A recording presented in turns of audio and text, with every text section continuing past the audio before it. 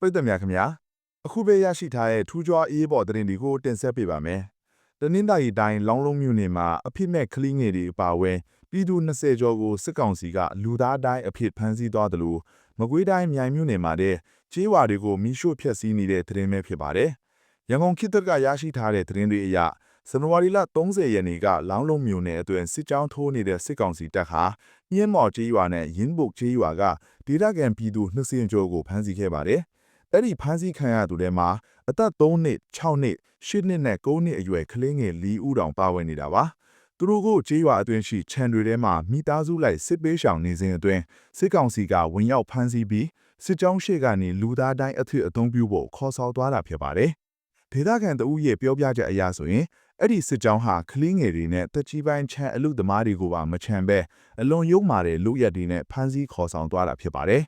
လက်ရှိအချိန်အထိအဲ့ဒီကလေးငယ်တွေနဲ့ပြည်သူတွေကိုပြန်လည်လွတ်ပေးခြင်းမရှိသေးသလိုဒီစစ်ကြောင်းကြောင့်ညှိမော်နဲ့ရင်းပို့ချေးရွာအပါအဝင်အနီးနားကပြည်သူတိတ်ထောင်နီးပါးဟာလည်းဘေးလွတ်ရာကိုအရေးပေါ်ထွက်ပြေးတိုင်းရှောင်နေကြရပါတယ်စစ်ပေးရှောင်ပြည်သူတွေဟာစောင်းရည်ဒီကာလာရဲ့အေးဒဏ်ကြားမှာအမိုးကာမရှိအစားအသောက်နဲ့ဆေးဝါးအခက်ခဲတွေကြားအလွန်ပဲရုန်းကန်နေရတယ်လို့သိရပါတယ်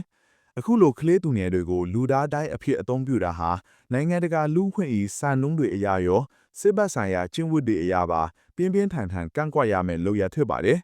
အဖြစ်မဲ့တဲ့ကလေးငယ်တွေဟာဒီလိုပြိပခါတွေကြားမှာစိတ်ပိုင်းဆိုင်ရာရိုက်ခတ်မှုတွေအကြီးအကျယ်ခံစားနေရပြီးသူတို့ရဲ့လုံခြုံရေးအတွက်မိသားစုဝင်တွေနဲ့ဒေသခံတွေကအထူးစိုးရိမ်နေကြတာပါ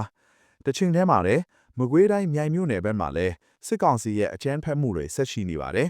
ဒီကနေ့ဇန်နဝါရီ31ရက်မွန်းလွဲပိုင်းမှာမြိုင်မြို့နယ်အိုယင်းကြီးရွာကိုရောက်ရှိနေတဲ့စစ်ကောင်စီစစ်ကြောင်းဟာကြီးရွာအတွင်းရှိနေအိမ်တွေကိုမိရှို့ဖျက်ဆီးနေပါတယ်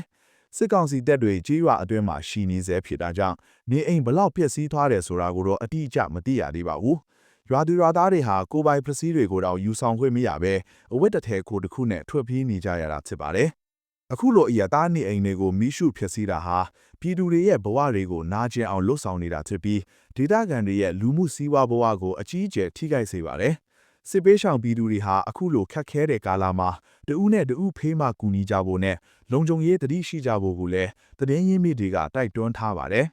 ဒါကတော့လက်လောဒေသအသီးသီးမှာဖြစ်ပေါ်နေတဲ့စစ်ရေးနဲ့လူသားချင်းစာနာမှုဆိုင်ရာအရေးပေါ်သတင်းတွေပဲဖြစ်ပါတယ်နားဆင်ပေးခဲ့ကြတဲ့အတွက်ကျေးဇူးတင်ပါတယ်ခင်ဗျာ